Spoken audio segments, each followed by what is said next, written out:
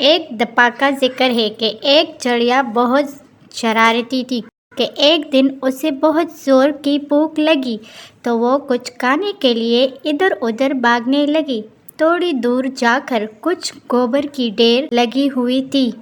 وہ اس کے پاس گئی تو اچانک وہ اس میں پھنس کر رہ گئی۔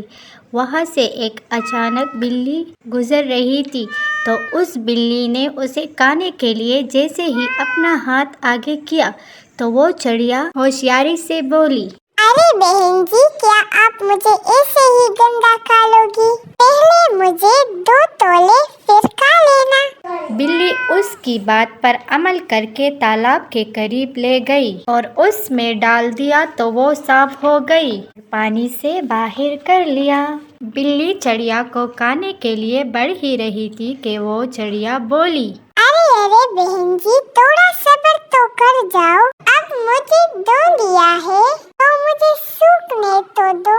اب کیا مجھے ایسے گیلا ہی کھا لو گی؟ کیا تمہیں اچھا لگے گا؟ یہ کہتے ہوئے چڑیا اپنے پر سکھانے لگی اور بلی اسے دیکھنے لگی۔ جیسے ہی چڑیا کے پر سوکھ گئی تو وہ وہاں سے اڑ کر فرار ہو گئی تو بلی اسے دیکھتے ہی رہ گئی۔ تو یہ تھی چالاک چڑیا جس نے عقل مندی سے اپنی جان بلی سے بچا لیا۔